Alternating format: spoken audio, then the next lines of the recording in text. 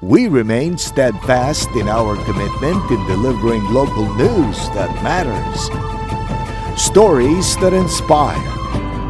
Enriching the lives of Filipinos in the Philippines and across the globe. This is your GMA Regional TV. Buong puso para sa Pilipino.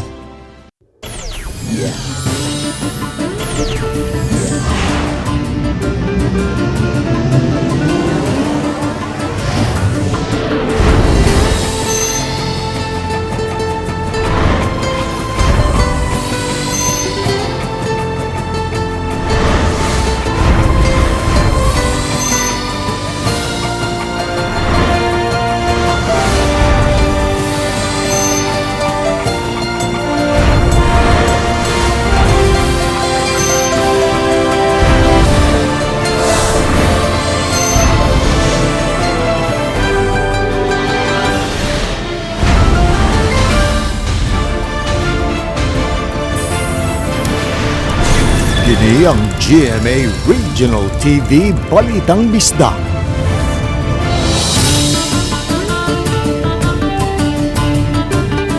Maayong hapon, kini ang inyong GMA Regional TV Balitang Bisda, ang bugtong kasaligan, kasandigan o kadangpan sa mga Bisaya. Ako si Alan Domingo. Nga maghatod sa labing dako og mga nagunang balita nga mahinungdanon sa Central ug Eastern Visayas. Live sa GMA Complex sa Dakbayan sa Sugbo, ako si Cecil Kibod Castro.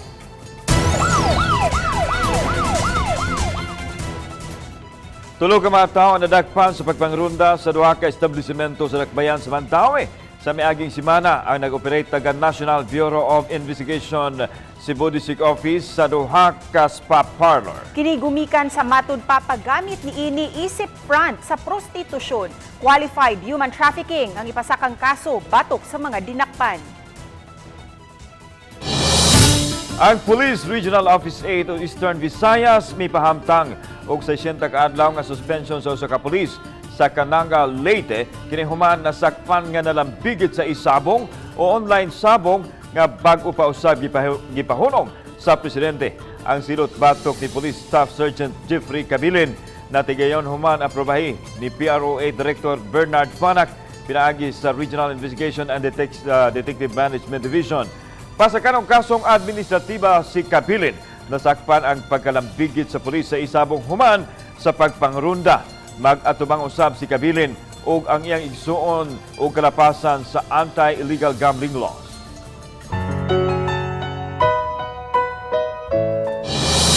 Karong adlaw gipahigayon sa Simbahang Katoliko, lukop nasod ang Ash Wednesday, isip pagtimaan sa pagsugod na sa Lenten season. Ani ang report? Kaya sa abo nagikan, sa abo usab mubalik. Mao kini gisimbolo sa pagpahigayon sa Miyerkules sa Badles o Ash Wednesday gamit ang abo sa sinunog nga daang dahon sa Lukay. Apan sa Cebu Metropolitan Cathedral wala ibadli sa agtang ang abo kundili gibulibod kini sa ulo dapit sa limpudhan sa mga nanimba. Sa sermon sa pari iparehag niini nga ang pagbadli sa abo sa agtang nagpakita sa paghinulso sa mga sala samtang ang pagbulibod sa abo sa ulo nagpakita usab nga kitang tanan mulabay lang. Sa atong mga agtang o magbulibod sa apo sa atong mga ulo, musulti ang pare ug ang mga minister paghinulsol ug tuo sa Ebanghelyo. Ang mga nanimba nga unang nakasinati sa pagbulibod sa abo sa ulo, nabaguhan man apan ang mahinungdanon nga nakatuman sa tulumanon sa pagtuo. Gikan man ta sa abo sa tapadulong, sign na siya niya. Kuha sa tatot mga sa, magilulsol.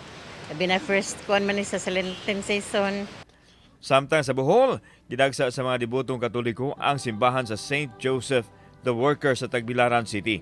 Kung sa miaging duha ka tuig migamit og gapas ang pari aron ipahid sa agtang sa mga manimbahay ang abo, nunod sab sa pandemya nining higayuna, gipahid na kini sa mga pari sa agtang sa mga nanimba. Ang Ash Wednesday, sinugdanan sa 40 ka adlaw nga pag-obserbar sa kwarisma diin himuon ang puasa ug abstinensya. Nagibasulan nato itong mga sala ug maghimo kita og mga penitensya, penance, panahon sa kwaresma. Gitambagan sa simbahan ng mga Katoliko nga mamalandong aron mas masabtan ang kamahinungdanon sa pagsakripisyo ni Jesucristo ug iampo ang kalinaw sa kalibutan. Kauban si Cleofer Lumayag, ako si Alan Domingo. Balitang Bisdak.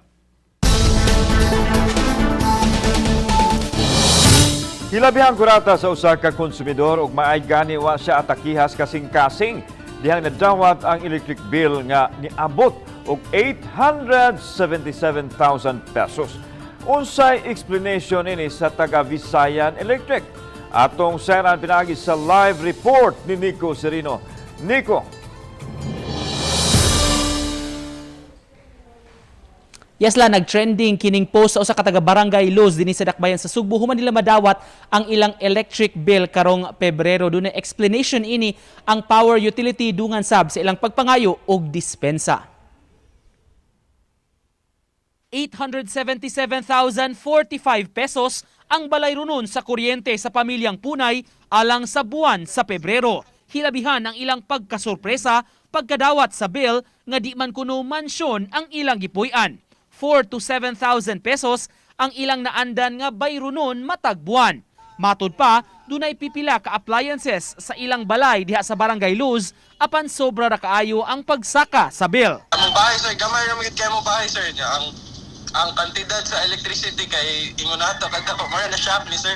Pagdawat ako sa bill, sir, mura kong siguro na ako'y sakit sa kasing-kasing. Ambot lang, matakingon siguro ko, di ka matakingon, almost 1 million.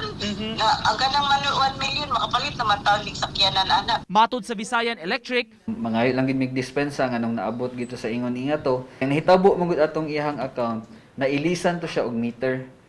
Unya, kung mag-ilis ta og meter, kuwaon man na nato ang removal reading, di ba? Sama sa atong gi-mention ganina nga ang kanang meter na to nag-accumulate na ang iyahang reading. aminado ang kumpanya nga daghang reklamo ang mitumaw gumikan sa pagsaka sa balay runon sa electric bill sa buwan sa Pebrero. Kinitungod kay giuna nila ang restoration sa supply sa kuryente. So wala tay reading atong mga bulana, unya pag-abot sa February mo na nang hitabo nga na lump siya. Kay wala man ta nag-bill ato. Unya pag-abot sa February, dili na po na mo pwede buak-buakon. Nga mao ni mong bill sa December, mao po ni mong bill sa January, mao po ni mong bill sa February. Sa mga mabugatan sa bayrunon, mutugot ang Visayan Electric og staggered payment o data-data. Apan i-coordinate pa kini sa ilang opisina aron paaprubahan og duna say initial payment nga angayang ibayad.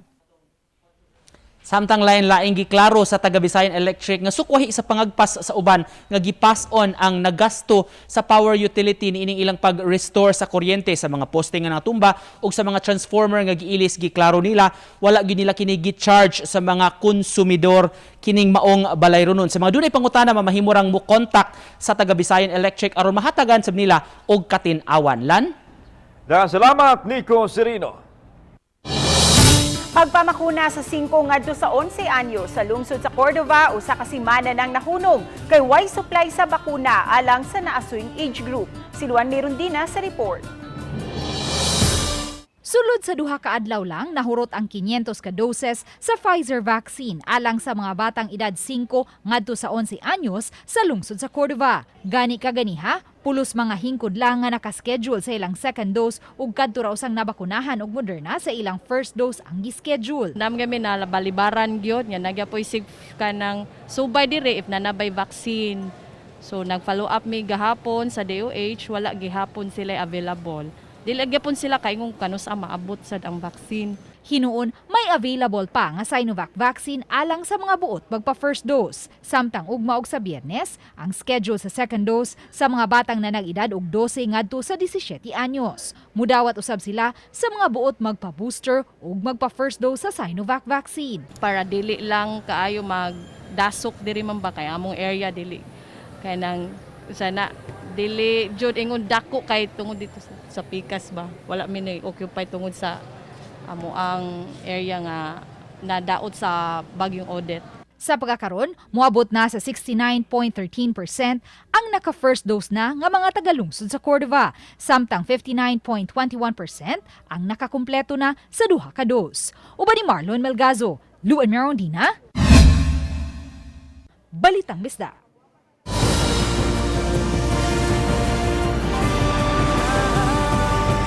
Kini ang GMA Regional TV Balitang Bisdak.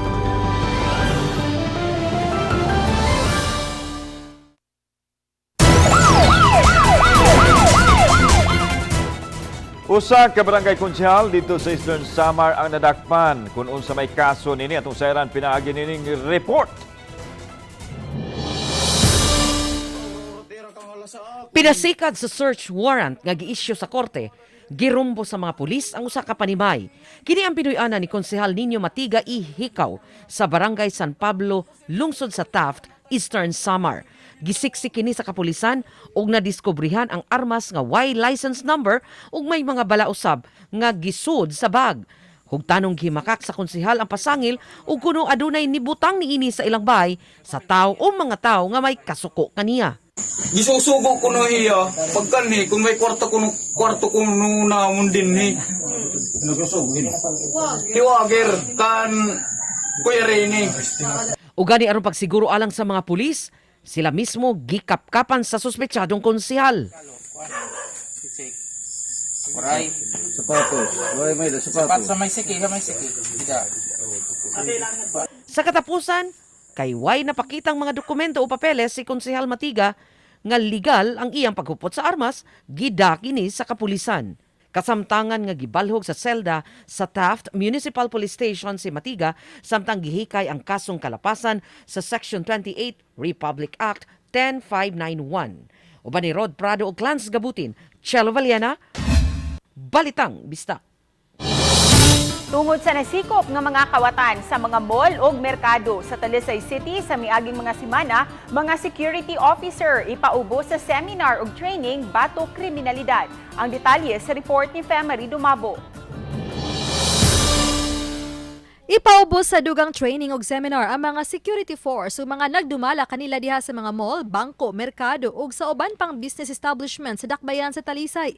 Gitunga sila sa pipila ka cluster. Usa sa tinguha sa mga pulis nga mailhan na daan sa mga security personnel sa establishmento.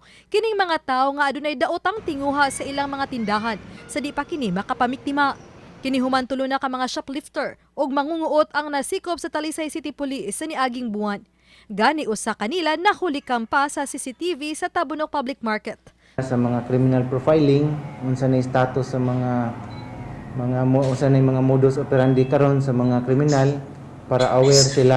So muna atong gibuhat karon din series of seminars. Duda sa mga pulis nga posibleng musiaw na usab ang mga nagkadiyang modus kundi mapakgang og sayo.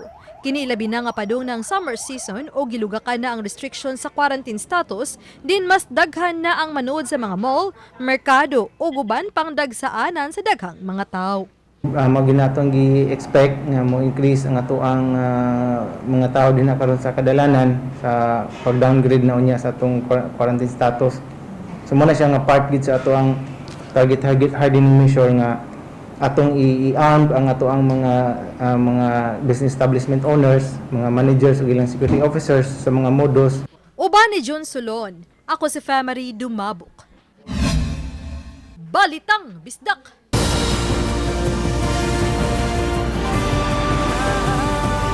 Kini ang GMA Regional TV Balitang Bisdak.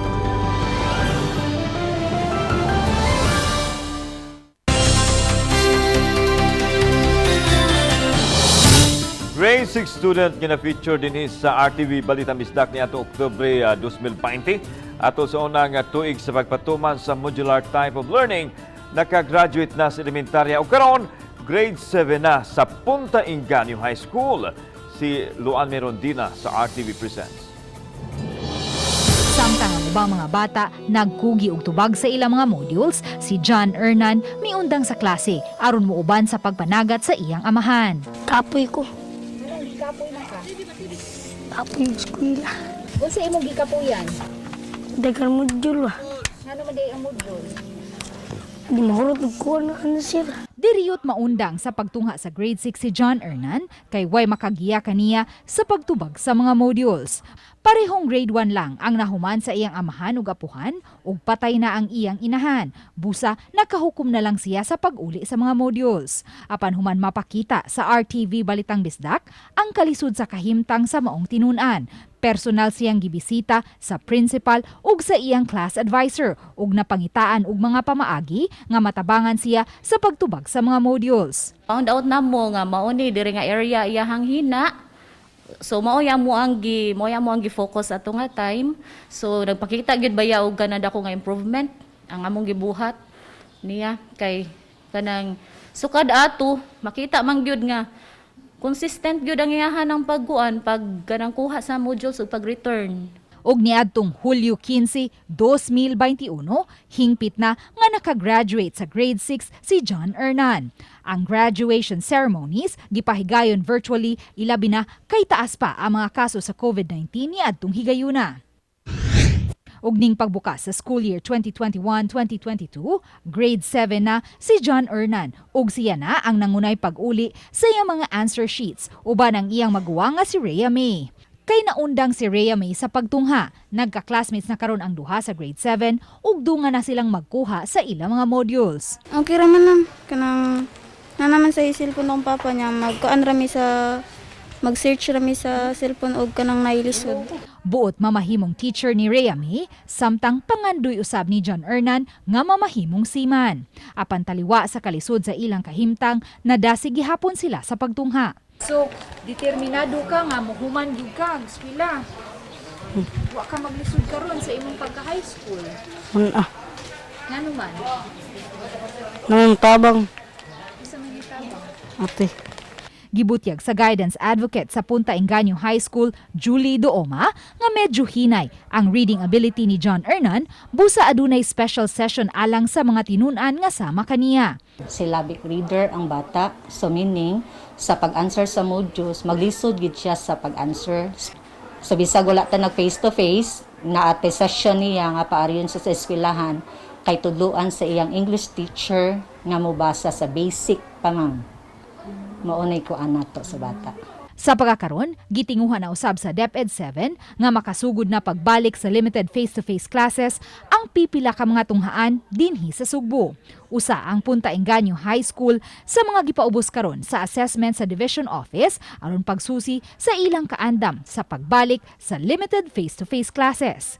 Ang istorya ni John Hernan nagpamatuod lang nga kun adunay pagkugi inabagan sa mga magtutudlo ug aduna usay igong determinasyon, siguradong makalampos gayud sa pagtungha. Uban ni Marlon Melgazo, Luan Merondina, Balitang Bisdak. Puna-punan ang drug-cleared barangay sa Mandaue. Sa ubang mga lugar, sub-subusab ang mga paninguha nga malocate ang mga drug personalities. Ano ang report ni Nico Sereno? House visitation ang gihimo ni makadagkuan sa kapulisan ug sa PIDEA. Target nila mga personalidad nga naa sa drug watchlist gikan sa lain-laing sitio sa Barangay Tipolo. Miabag kanila ang taga-Barangay Anti-Drug Abuse Council kun Badak. Tagsa-tagsa silang gikumbinser nga mopahimo sa community-based drug rehab program. Sa katapusan nila nga house visitation, muabot sa 50 kapanimay ang ilang naadto. Sa maong barangay, may ongoing program alang sa batch 3 sa ilang drug surrenderies. Gilauman nga mo graduate sila ning buwan sa Marso. Ang mga laka nga gihimo subay gihapon sa tinguha nga makabot sa barangay ang drug-cleared status. Sa Mandaue, 3 sa 27 ka mga barangay ang nadeklara nga drug-cleared nga naglakip sa Bakilid, Tawason ug labing bag-o niini ang barangay Subang Dako. Uban ni Godfrey Relien, Nico Sereno. Balitang Bisdak.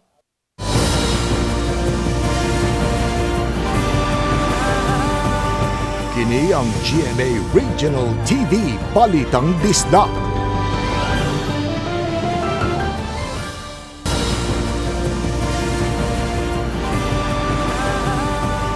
Kini ang GMA Regional TV Balitang Bisdak. Mga bus sa Cebu North ug South Bus Terminal compliant ra sa mga lagda nga gipatuman ubos sa executive order ni Governor Juan Garcia nga nagtugot na sa 100% capacity sa mga public transport sa lalawigan. Ano ang report? Sugod kagahapon adlaw gitugutan na ang 100% capacity sa mga public transport sa lalawigan sa Sugbo nga naglakip sa mga bus, minibuses ug PUJ base sa gipirmahan nga executive order ni Governor Juan Garcia. Apan gikinahanglan nga mutuman gihapon sila sa minimum health protocol sama sa istriktong seating capacity, walay extension ug walay magbarog. Magsulob usab og face mask ug disinfection sa mga public transportation. Mato ni Carmen Quijano ang tagdumala sa Cebu North and South Bus Terminal nga misunod raman usab ang mga driver sa kamanduan sa gobernador. Nga unsay policies gobernador ato gyung tumanon kay unsay gipangayo sa ilang sa operator gituman man sad gihatag man sa governor. Gihangop sa transport sector ug sa mga pasayro ang paghibalik na sa 100% capacity. Kining usa ka bus kitakda pa nilang ibalik og taod ang mga lingkuranan nga gikuha kaniadto aron mahibalik ni pod sa naandan. Okay lang man sir, daghan po ng mga pasahero yun yung nagapadulong og Dumaguete. So para nimo ang 100% capacity okay ra? Okay ra. Okay ra basta nalay face mask. Okay lang. So far, everything is okay. Samtang gitug-an ni Quijano nga problema nila karon ang ubang mga minibuses nga dili mosulod sa terminal inay diha ras gawas magparking. Ubos sa IO ang mga bus kinahanglan mo kuha og trip ticket gikan sa North ug sa South Bus Terminal kung asa ang ilahang ruta. In spite paghatag sa gobernador ana nga 100% full capacity. Anha lang gyapon usahay sometimes anha lang gyapon sa atbang. Basin o makadungog ang sitong, ang head sa sitong. No nga tagaan tanila og kanang sakto gyud nga mobantay dihang lugar nga wa gyud mo parking diha. Kauban si Cleofer Lumayag, ako si Alan Domingo. Balitang Bisdak. Kini atong latest weather update Wednesday, March 2, 2022. Ang easterlies or init na hangin gikan sa dagat Pasipiko ang nakaapekto sa may eastern section sa tibuok nasod. Ang weather condition sa may Central Visayas kasama ang Western Visayas, Palawan, Kalayaan Islands ug ang Occidental Mindoro makasinati ng panagsama panganuron ngadto na sa medyo madag-umo na kalangitan ug naay mga patak-patak na mga pag-uwan ug kini mga localized na mga pagpanugdog og kilat. Samtang Eastern Visayas makasinati ng medyo mapanganuron ngadto na sa madag-umo na kalangitan ug naay mga pag-uwan ug kini mga pagpanugdog og kilat. Padayon ta mag-monitor sa atong mag-i-issue ng mga thunderstorm o rainfall advisories. Para sa mga dugang detalye, bisitaha to mga official social media accounts. Kini si Jomar Eclarino gikan diri sa DOST Pag-asa Mactan. Maayong adlaw ug keep safe everyone. World hit dance craze nga Paro-Paro G mugna sa usa ka batan ug DJ nga gikan sa Northern Samar. Kung kinsa siya sa iranta ang detalye pinaagi ni ining report.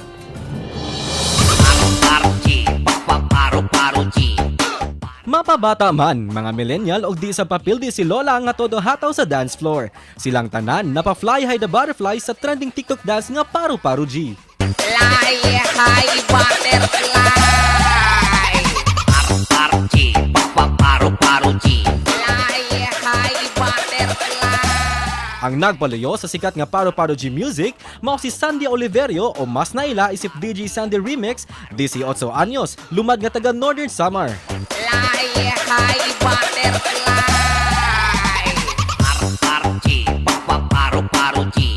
Aminado si Sandy nga sa unang adlaw human niya kini gi-upload, minus lang ang views og uses niini apan nung in-upload ko yun ng January 21, unang araw akala ko hindi pa magpapatok. Tapos pangalawang araw nakita ko sa TikTok 1 million views na. Sunod na araw. Yun, tuloy-tuloy na yun. Pati sa YouTube ko, bumilis na rin yung views. Tuloy-tuloy na hanggang ngayon. Worldwide na po yung gumagamit. 5 ka tuig na namugna si Sandy og daghang mga remix song og lakip na niini ang sikat nga TikTok music nga Alpha Kokak. Ay. Chapay. Alpha Kuka. Tambag niya sa mga batanon nga daw nawagtangan og paglaom sa pagbaid sa ilang mga talento. Sa lahat po ng may talent, ituloy-tuloy nyo lang po. Buhayin nyo po yung talent nyo. Tapos, darating yung araw, yung talent nyo na yung bubuhay sa inyo. Fly high butterfly! Parparji. Si Sandy usa lang sa mga batanong Pinoy nga adunay makabilib nga talento sa musika nga pang international na og siguradong tatak #Yanang Pinoy. Kauban si Clans Gabutin, ako si Marco Giabelia. Balitang Bisdak. Salamat sa mga kapuso nato apilang nasa gawas sa nasod nga nagisayod sa mga dagko ug mga nagunang balita sa rehiyon. Ug gikan dinhi sa Central ug Eastern Visayas. Ako si Alan Domingo. Ang inyong balita, kay among balita kay matag lokal nga balita mahinungdanon. Kini ang inyong GMA Regional TV Balitang Bisdak, buong puso para sa Pilipino. Ako si Cecil Kibod Castro ug maayong hapon mga kapuso.